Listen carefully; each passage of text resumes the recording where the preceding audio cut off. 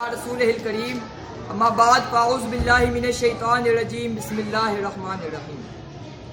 عمل سے زندگی بنتی ہے جنت بھی جہنم بھی، عمل سے زندگی بنتی ہے جنت بھی جہنم بھی، یہ خاکی اپنی فطرت میں نہ نوری ہے نہ ناری۔ صدر علی وقار، محترم اساتذہ کرام اور میرے عزیز ساتھیوں، السلام علیکم۔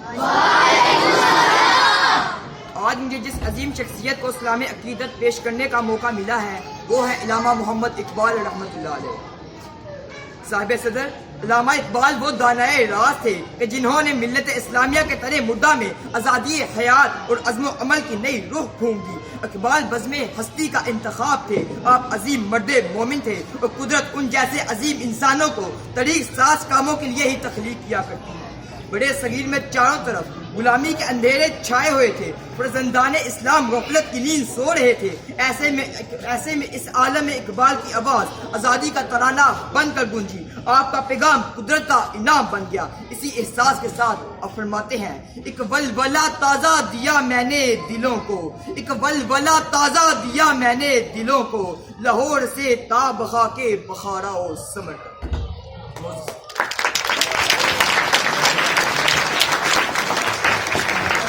سامعین، علامہ اقبال شاعر مشرق تھے، حکیم الامت تھے، آپ مرد مومن تھے اور چاہتے تھے کہ بڑے صغیر کا ہر مسلمان ایمان کی تفسیر بن جائے۔ آپ نے اپنی قوم کو ماضی کے نغمے سنائے، بڑے صغیر کا ہر مسلمان ایمان کی تفسیر بن جائے، عظیم الاسلام کی شان دکھلائی۔ آپ چاہتے تھے کہ آج کا مسلمان اپنے عظیم بزرگوں کے کارناموں پر نظر ڈالے تاکہ ان میں آزادی کی قدر و قیمت کا احساس جاگ سکے۔ منزل سے آگے بڑھ کر منزل تلاش کر، مل جائے تجھ کو دریا تو سمندر تلاش کر، ہر شیشہ ٹوٹ جاتا ہے پتھر کی چوٹ سے، پتھر ہی ٹوٹ جائے وہ شیشہ تلاش کر۔ مگر افسوس سے کہنا پڑ رہا ہے، اقبال تیری قوم کا اقبال کھو گیا، اقبال تیری قوم کا اقبال کھو گیا، ماضی تو سنہرا ہے مگر حال کھو گیا۔ علامہ اقبال نے انگریزوں اور ہندوؤں کی غلامی میں جکڑے مسلمانوں کی کم مائگی کا احساس کیا اور ان کے لیے الگ وطن، الگ خطۂ ارض کی ضرورت کو محسوس کیا۔ انہوں نے فرمایا، نہ سمجھو گے تو مٹ جاؤ گے ہندوستان والو، نہ سمجھو گے تو مٹ جاؤ گے ہندوستان والو، تمہاری داستان تک نہ ہوگی داستانوں۔ آپ رحمت اللہ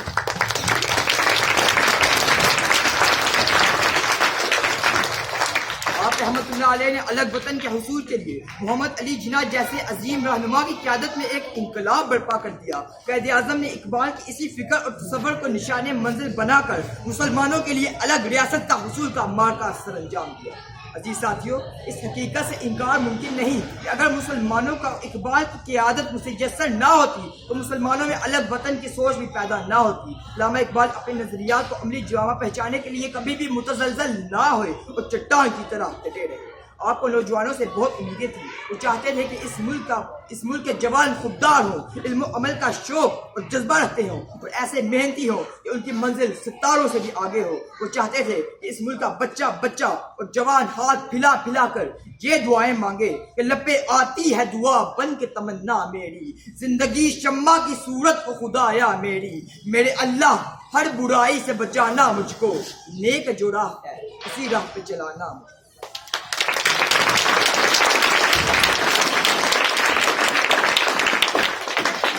آپ کی شاعری نے نوجوانوں میں ایک نیا جوش اور ولولہ پیدا کر دیا۔ جوانوں کو میری آہے سحر دے، پھر ان شاہین بچوں کو بالوں پر دے، خدایا یہی میری آرزو ہے، میرا نور بصیرت عام کر دے۔